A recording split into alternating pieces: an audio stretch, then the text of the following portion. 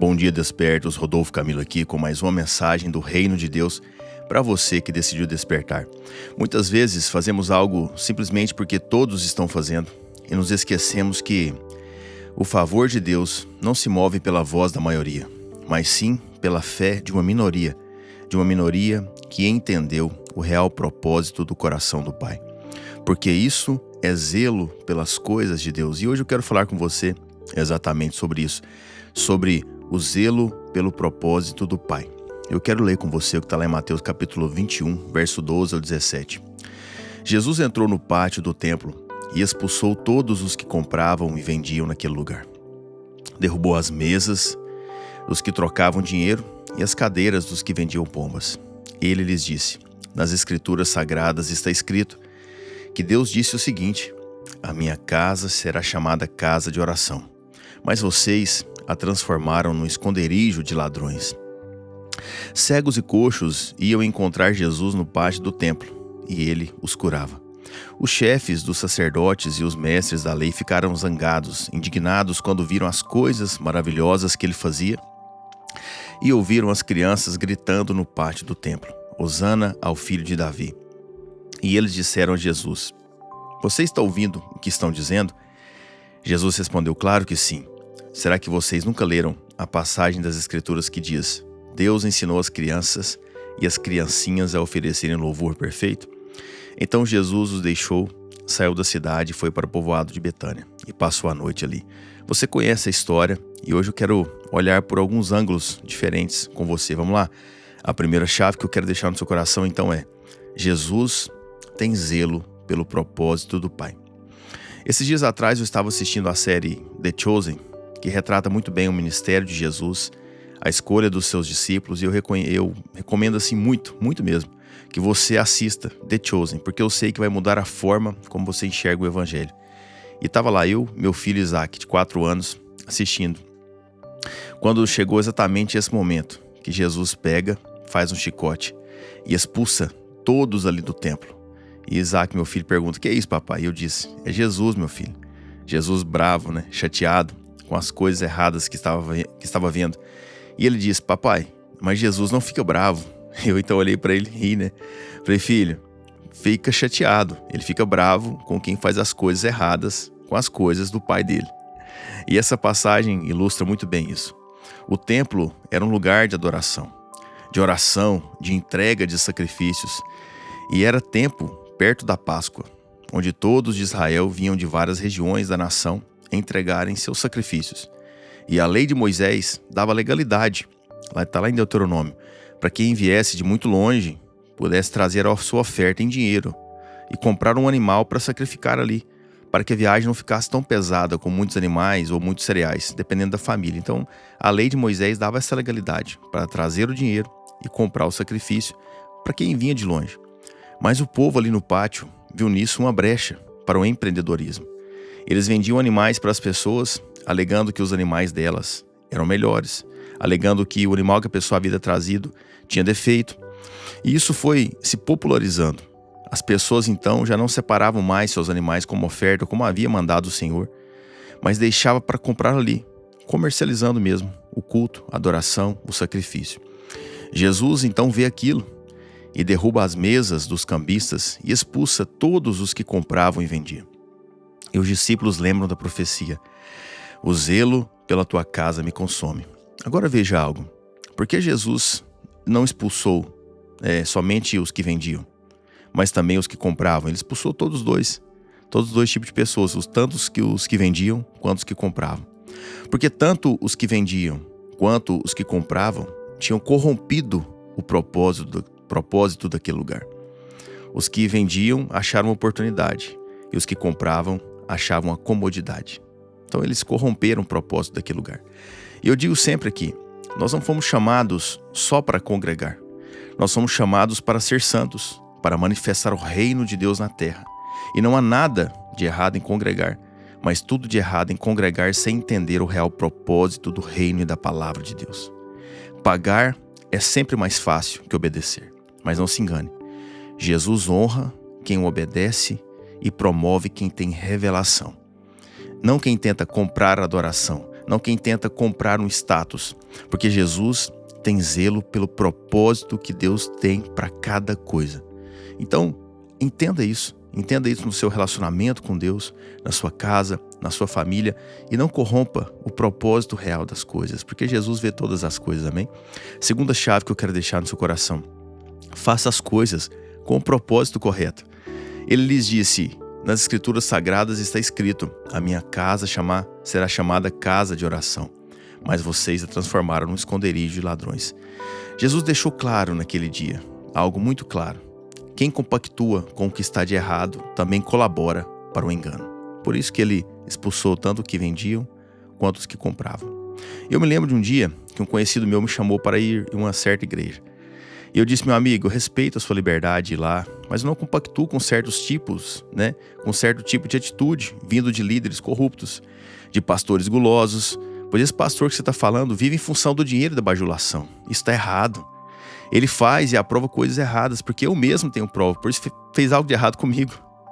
Inclusive, ele mentiu várias coisas olhando meus olhos. Então tá tudo bem você ir, mas eu decidi não compactuar com isso. E ele, cheio de si, me olhou, respirou: irmão, eu cheguei numa fase, sabe, eu estou tão bem, tão acima dessas coisas, que o que faz de errado já não me atinge, sabe? Sabe o que eu vejo? Muitas pessoas procuram uma igreja porque precisam de uma aprovação externa, uma aprovação social. Uma aprovação social para serem vistas como crentes, como cristãs. Procuram um lugar onde o pastor as bajula, massageia o ego, que prega um evangelho raso, que não liberta, um evangelho que não lava nem os pés, quem dirá o coração. E muitas pessoas procuram uma igreja para ir aos domingos, para tentarem convencer os outros, para tentar convencer até a esposa de que ele mudou, convencer a família de que ela é uma nova criatura e vice-versa.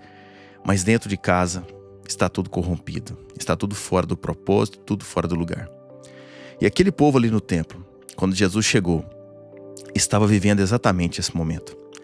Comprando adoração, cheio de ritos, doutrinas de homens, preceitos inúteis, cargos de bajulação, um verdadeiro mercado social. Porque a igreja ali, o templo ali, se assemelha muito às igrejas que vemos muito por aí, que é um verdadeiro mercado de aprovação social. Ternos bonitos, vestidos compridos, Bíblia debaixo do braço, mas com o entendimento obscurecido. Os corações fechados, ninguém olha para o lado mais, ninguém quer ajudar os outros mais. E nós não fomos chamados para isso. Como disse Martin Luther King Jr., quem aceita o mal sem protestar, coopera com ele. Quem aceita o mal sem protestar, coopera com ele. E nós somos chamados para ser luz, não para cooperar com as trevas. Nós fomos chamados para ser luz e não para compactuar, não para cooperar com as trevas, entende isso? Nós precisamos fazer as coisas com propósito. E só há como fazer as coisas com o propósito correto se houver os princípios das Escrituras. Verdade, amor com obras, relacionamento com Deus, princípios inegáveis, inegociáveis. E Jesus condenou aquele povo, porque estava mudando o propósito de algo que seu pai havia ordenado. A casa era de oração, era para ser, mas eles estavam usando e roubando o povo. Por isso Jesus chamou de covil, de esconderijo de ladrões. Nós não podemos mudar o propósito das coisas de Deus, nós temos que viver o real propósito, amém? Terceira e última chave para encerrarmos: Jesus dá destino para quem o reconhece. Jesus dá destino para quem o reconhece. Veja, a palavra diz que depois disso tudo, cegos e coxos iam encontrar Jesus no pátio do templo, e ele os curava. Os chefes dos sacerdotes e os mestres da lei ficaram zangados quando viram as coisas maravilhosas que ele fazia e ouviram as crianças gritando no pátio do templo hosana ao filho de Davi. Eu fico admirado, entusiasmado com algumas pérolas da Bíblia, porque a Bíblia destaca que cegos e coxos foram encontrar Jesus no templo logo depois desse episódio. Entenda algo: cego e coxo não era somente uma característica de alguma deficiência física, era também um rótulo social. Eles eram desprezados pela sociedade religiosa, muitas vezes com a imagem de impureza, de que eles eram assim por terem pecado, ou seus pais pecaram. A Bíblia narra alguns fatos semelhantes desse preconceito, você lembra disso? Eles eram, na maioria, pedintes, sabe? Não tinha dinheiro, ficavam ali na porta do templo. e não iam para o templo para adorar, porque não tinham dinheiro para o sacrifício, enfim. E naquele contexto, eles não tinham dinheiro para comprar o sacrifício dos cambistas.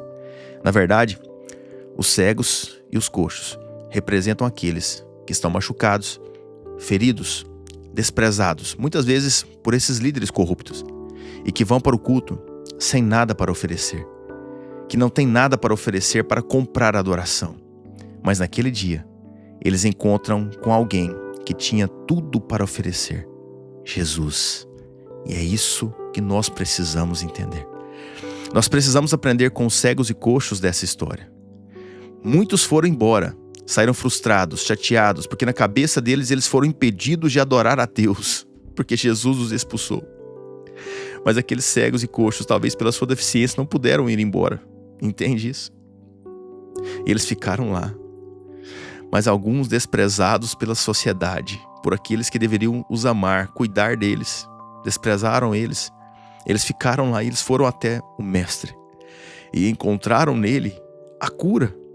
E entenda algo: a cura não representa tão somente uma mudança da sua condição física, mas uma mudança da sua condição psicológica, da sua condição social, sabe, da vida daqueles, porque agora eles teriam uma vida independente, sabe, daquele olhar, daquela desaprovação social que eles viviam.